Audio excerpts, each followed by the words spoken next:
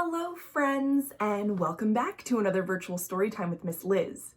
This is our final story time in the month of February, and I thank you all for joining me as we spent a month reading books that highlight Black authors, illustrators, and characters. I hope you've learned a lot and enjoyed the stories that we've read.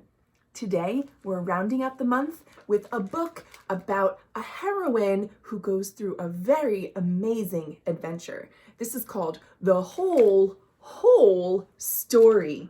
It's by Vivian McInerny and illustrated by Ken Lamug. You are not gonna believe some of the things that happen in this book, but we're about to read it together. Here we go. The Whole Story by Vivian McInerny, illustrated by Ken Lamug. This is Zia. Zia had a hole in her pocket. That didn't stop her from stuffing small things in it, such as gumballs and sparkly rocks and jumpy frogs. Here they are, you see them all. Sometimes they stayed, sometimes they fell through the hole and got lost. Zia paid no attention.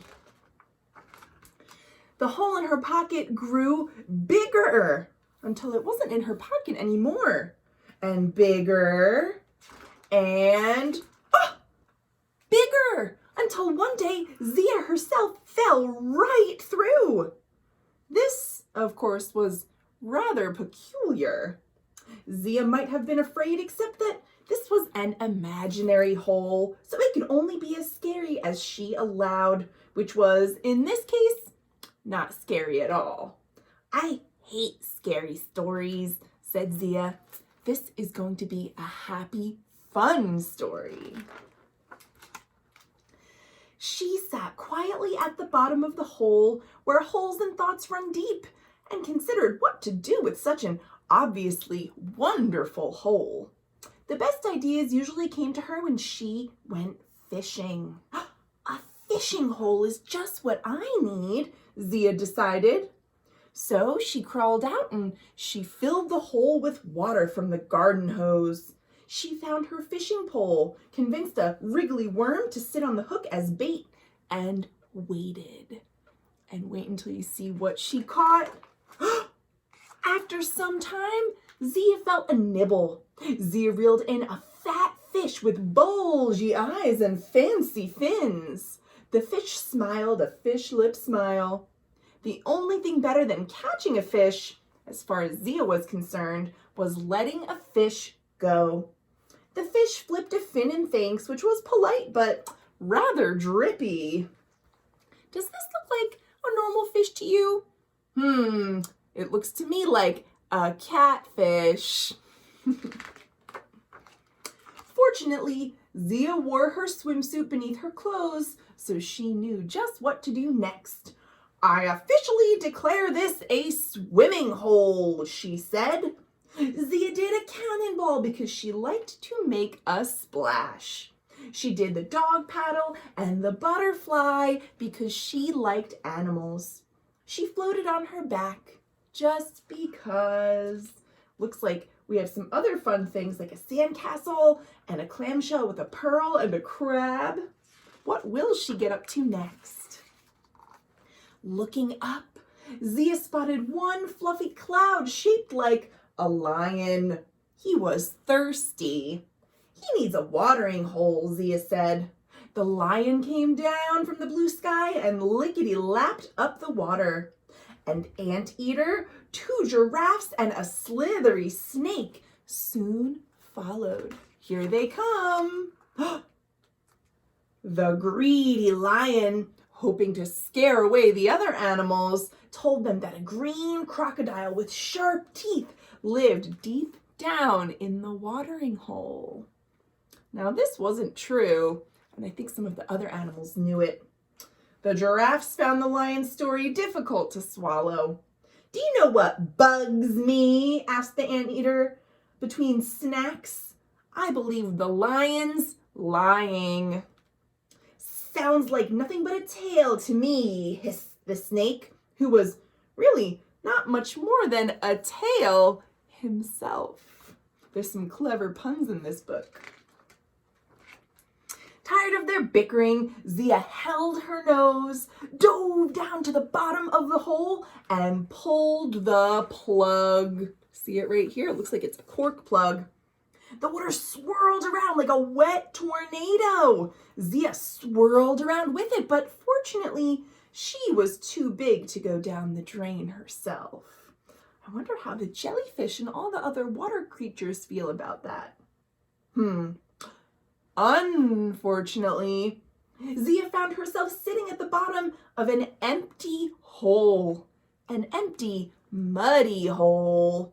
So she made 127 mud stairs and more pies than she could count. And she climbed right out. Look at all those yummy pies. Wow.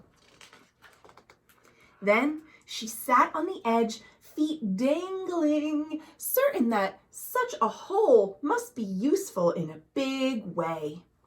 Think big, Zia told herself. And as is often the case when thoughts turn big, they turn to elephants. Zia decided to catch one. She covered the hole with her favorite blanket and put 6 peanuts in the middle.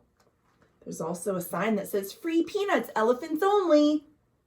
After some time, an elephant came lumbering along, spotted the peanuts, stepped under the blanket, and crash!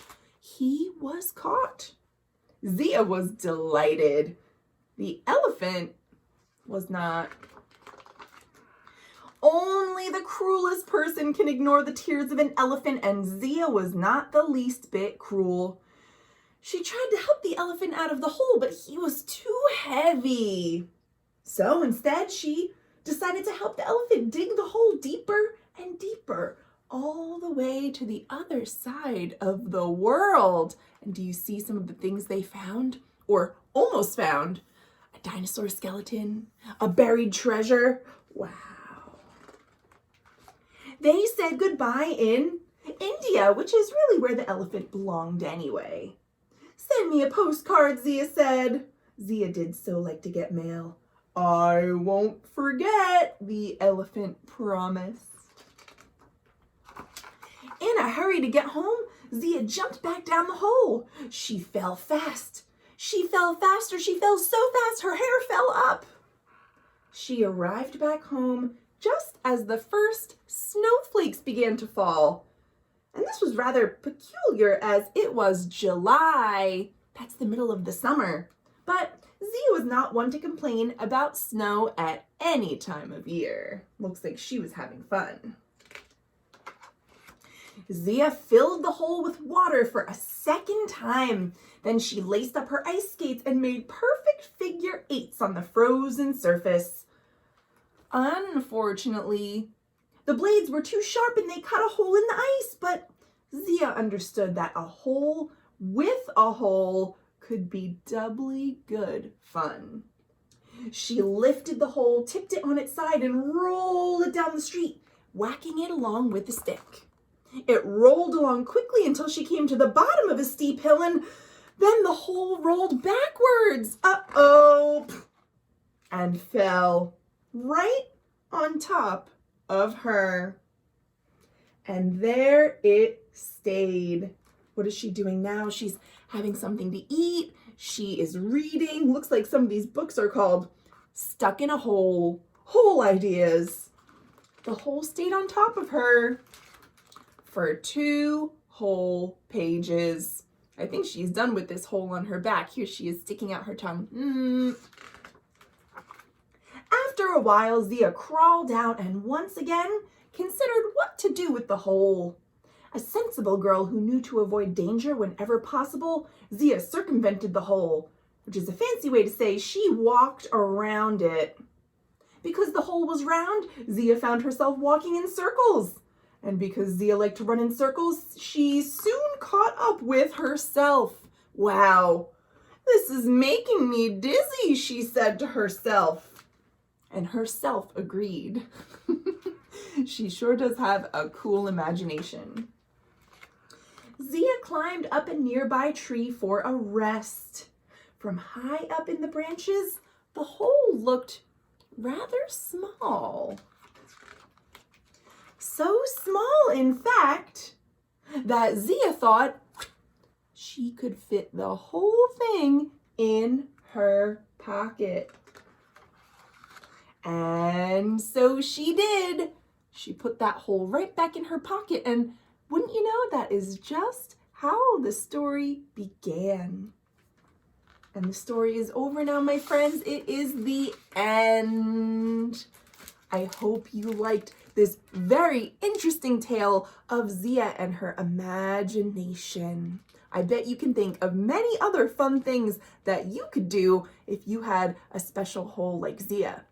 Fortunately, all you have to do is close your eyes and use your imagination, and you too can have an adventure just like Zia.